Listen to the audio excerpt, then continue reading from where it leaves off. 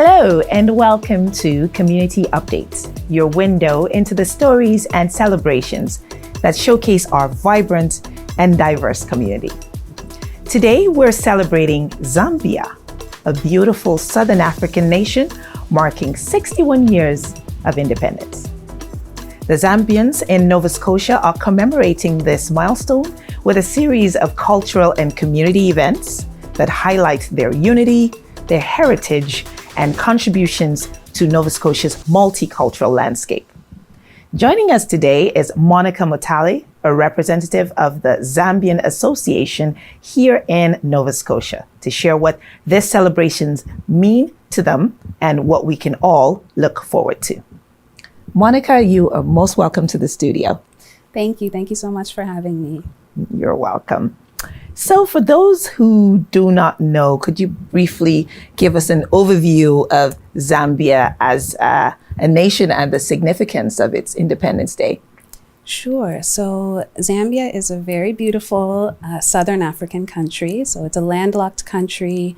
Some people might know it for its copper production, and that's usually what comes to mind when people think of Zambia. But part of the reason that we are doing this and celebrating independence is to show that there is so much more that people may not know about the country. Yes. And so we are celebrating our 61st independence, and we're so excited. It's a huge, every independence year is a milestone. We achieved independence as a country back in 1964. And a fun thing is that we are celebrating on October 24th this year, which is actually the day of our independence. And awesome. Yeah, like any country that had to fight for its freedom and independence, it was a struggle, it was a journey. And without getting too much into the details of it, it really, that push for independence really took off in the 1950s and 1960s. I remember hearing the name Kenneth Kaunda. Yes. Growing up. Yeah, he was leader of, I think when he was pushing towards independence, it was a bit informal, but by the time they were able to achieve a bit of self-governance, I think by 1962, and then formalized in 1964. So he came into power actually as Zambia's first president as part of the UNIP, which is the United National Independence Party. And that's basically what we are celebrating, the chance to really run our own affairs as a country and be one of the first sub-Saharan African countries to actually do that. That's awesome. I know that apart from the copper mining, which Zambia is known for, there's the beauty of the nation, the beauty of the topography of the land, and the waterfalls, the one that the world knows as the Victoria waterfalls. But speaking earlier, you mentioned a name that's more traditional to the Zambians for that waterfall. What's the name, the right name of the waterfall? The rightful name. So Mosi-oa-Tunya is Mosi-oa-Tunya. Mosi-oa-Tunya. Yeah. So that is what we're trying to reclaim as the the proper name of what many know as the Victoria Falls, which are one of the natural wonders of the world. So it's so beautiful.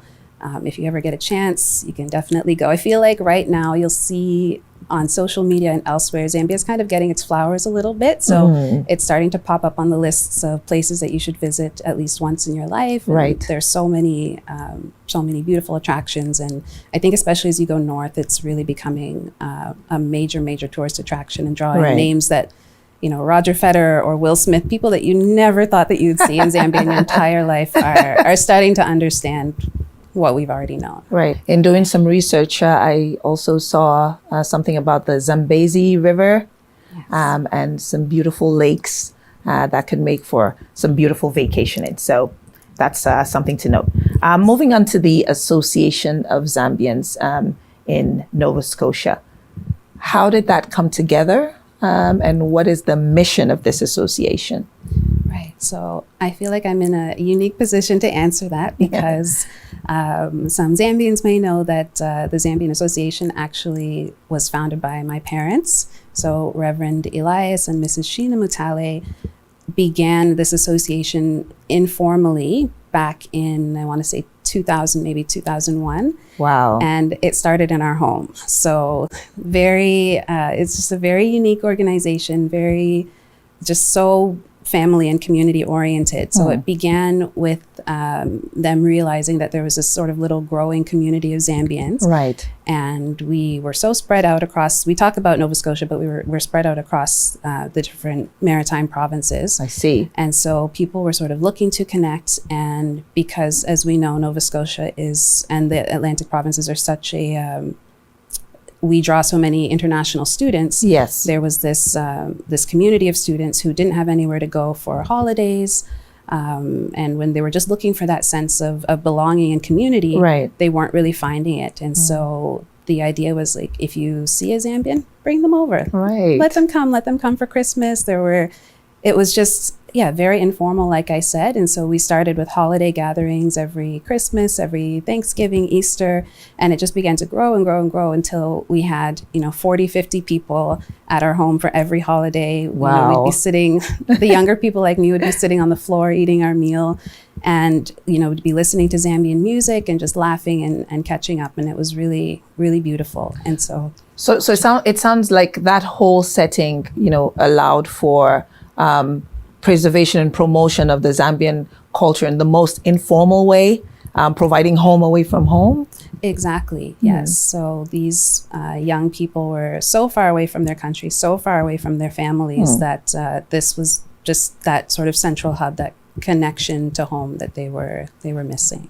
As Zambia clocks 61, what are your thoughts and hopes for the nation? I think, are seeing just so much growth right now that it's really creating momentum and getting us all excited about what is to come next.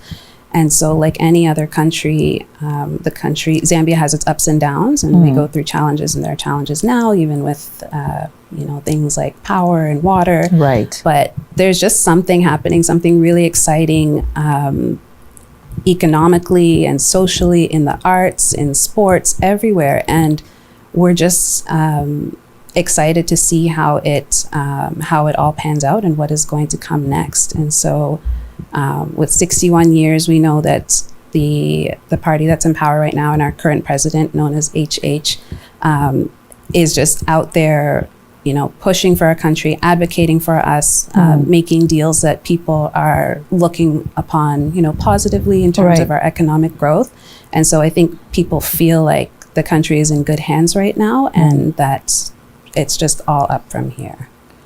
I heard you use a term, before we started, Zambia Mochalo. Did I get that right? Kuchalo. Zambia Kuchalo. Yes. What does that mean? So Zambia Kuchalo translates to Zambia to the world. And it's basically what we're trying to do on a broader scale, and even with ZamNova. It's just that time where we just want to let people know Zambians we're known for being just a bit calm, where you can be a little bit quiet, maybe a little reserved at times. We do love to, have a good time, and you'll see that, as we talk more about independence, but we mostly just are a humble people. I guess that's the best way to say it. And so I don't think that's going to change, but we do just kind of want to let people know, like, this is such an amazing country, and it's time for everybody to know what is going on in Zambia. So is ZamNova the official name for the association here? Yes. So, it's official, almost abbreviation. Okay. So Zambian Association of Nova Scotia, but it has been ZamNova since the beginning. Gotcha. Yeah. Okay. So ZamNova has a whole series of events planned out for this celebration. Can you tell us what to expect? Yes. So we're really building on what we did for Independence last year, which was, it was really fun. We had just more of maybe an elevated event than we typically would have had in the past. And that's because of our lead organizer. So I should mention that ZamNova right now is being led by a really wonderful group. So Wupe Katebe is the lead organizer on this event, but the executive of the association right now includes her husband, Kalenshi Katebe, Boyd Kaluluma, Joshua Malenga. I hope I'm not forgetting anyone, but these are some of the key people who, just from like the passion that they have for community, are making all of this happen over the last couple of years. And so Wupe has really just taken the lead on designing a really amazing event. So we're going to have drummers, we're going to have dancers. It's going to be a mix of traditional and modern. We are pulling in some people, so there are a lot of Zambians on the program and taking part, but we also have involvement from different areas of the community. Okay. So we have the drummers from home. They're going to help us open up with a really special traditional type performance. Wow. We have some amazing dancers. I think KLAS class dancers. Okay. They were there last year and everybody loved them so much that we're excited to have them back. We have some spoken word from a local artist named Maka, who is going to do an amazing job. We have a Zambian DJ this year. Ooh. That does not always happen. But we're so excited to have DJ RGG. He's already so excited. He's been helping us spread the word and is just so engaged. And we can't wait. I think he's just ready to let loose on, and just have everybody on the dance floor. We're so excited. Yeah. Wow. So this is like a gala night, or what is this? It is. So it's like a banquet. So there will be food served by Safi's Catering. We had them last year. They're coming back, and so they're putting sort of their spin on a traditional Zambian menu. So we'll have all the classics. We'll have nshima. We'll have nshima. I have heard about that. Yes, like a corn meal. Yes, eating with vegetable soup. Exactly. And you can just eat it with your hands. And we'll have fried tilapia fish. We'll have fisashi, which is like a green vegetable, maybe in like peanut sauce. So we'll see. You have me very hungry and excited now. Is this event open to non-Zambian members of the community? It absolutely is. So it's open to the whole community. Zambia is a very multicultural country in a lot of ways. And so one of the things I think that we're also known for is being welcoming to newcomers. And so, like I said, we have a lot of non-Zambians who are helping us bring this event together. And we're excited to just welcome everybody who wants to attend. So if there's anyone who wants to support, the community or participate, how can they do that? So at this point, if you want to support, you can do that by attending and by getting your ticket. You can check us out on Instagram. So Instagram, we are at Zamnova, lowercase with an underscore, I believe. We're also on Facebook at Zamnova NS. You can check out Eventbrite. Even if you just look up Zamnova, we'll come up there. And some of our sponsors, like Chater's Meats, Kalisimbi Shop, FD, and there's just one other that I am forgetting at the moment. But they were kind enough to advertise our event in their physical locations, and so that was amazing of them. And each of those posters, which were designed by Josh Malenga and are very beautiful, has a QR code that you can scan that will take you straight to the Eventbrite link. Okay, so it sounds like if we really want to be there, there's a way to get in. There are no excuses. Okay, what would you say that culture? What role would you say that culture plays in celebration of this year's theme? You've given us, quite a rundown. There's going to be some, spoken word. There's going to be music and all of that. But what role do you feel that those elements will achieve in this year's celebration? So I think they help show just how unique we are. I don't think you can paint any African country with the same brush. Right. Our cultures are all so different. Our food may seem similar, but everything is just made slightly differently. Our languages can be similar from country to country. And sometimes, I can understand a friend who's from, Zimbabwe or even Malawi or somewhere. We pick up on little things, but our culture is very unique. And so this is a great way for people to come and just see what is special and what is different about Zambia. Right. In terms of the Zambian community being able to integrate in Nova Scotia, would you say that the community has done that well? I think we have. Like I said, we are a bit on the humble side. We kind of keep our heads down, but we are just a group that really wants to contribute to society. I think you'll see that if you're in Zambia, but especially abroad, you see that, we come here or we are born here and we just have it in us to kind of be positive contributors to society. And so there are a couple of Zambians just here in the Maritimes who have made some really big contributions. So we have James McDuff and Miriam Mwemba McDuff, who recently, they actually won a Pottersfield Prize Award for their novel, which is called The Illogical Adventure. And it's about the story of how they came together and their marriage and their family life. And it's really beautiful. But that's a major literary award going to a Zambian who has not even been here for that long. And we have... I don't know if anyone saw recently, Kojo Mote, who happens to be my nephew. He made the news a little while ago for becoming one of the youngest Mensa Canada members. He's only 6 years old. Oh, wow. His IQ is off the charts, and he's also crushing it on the soccer field. And so that's, that's a little Zambian. That's really putting Zambia on the map there. It really is. And if we go on a broader scale, there's Susan Shardy, so that's her married name.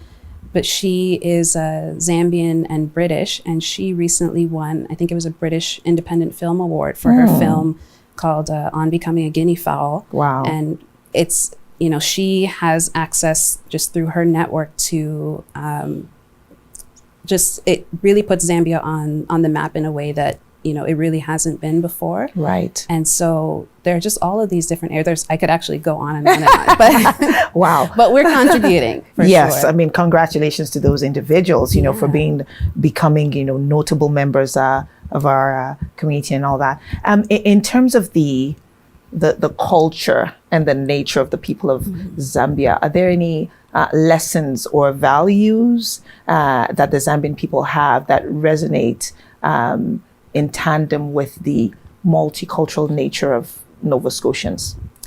Great question. So, like I said, we really value community, we value family, we value respect for the place that you're living in. So those are big here as well. They're huge, yeah. So it's a good fit if you're a Zambian and you're coming here. That's awesome. So if you were to describe Zambia in just 3 words, what would those 3 words be? I would say Zambia is very friendly. It's beautiful, like we said, and it's evolving. Friendly, beautiful, and evolving. Yeah. That's awesome. What would be one thing that you would want Nova Scotians who've never visited Zambia before to know about the Zambian culture, other than these 3 beautiful things that you said? It's so hard to limit it to one, but if I would pick one thing, it's so tough, but I would just say you'll just be so surprised. The food, all the restaurants, the museums, the sport infrastructure, like Zambia will just surprise you. So I would say don't count it out, give it a chance, go just once. So visit Zambia, people. Visit Zambia, exactly. So last but not the least, as we round up, I think this is a real full circle moment. The daughter of the Reverend Elias Mutale of the South End Baptist Church in Dartmouth, here, speaking to us, about the Zambian Association. What do you see as the future, of the association in terms of youth involvement and all that, 5, 10, 20 years to come? Yeah, so we want to just build on the momentum that we have now and really focus on outreach, formalizing, bringing a bit more structure. Obviously, like I said, we did start out informally, and that was wonderful for many years and really created the sense of family that we have as an organization. But really just making sure that we put the structure behind the organization that will lead to the opportunities that we need to continue to grow. And then, like you said, just involving the youth, involving the next generation, just making sure that they understand why we started this in the first place, why it's important to keep it going, and how they can stay connected as more and more people are starting their families here and building their families here. We just want to make sure that message does not get lost. Right. Taking ZamNova to the next level. To the next level, yes. Well, thank you so much, Monica, for spending time with us at Community Updates, and all the very best at the upcoming activities to mark the celebration of the Zambian Independence Day.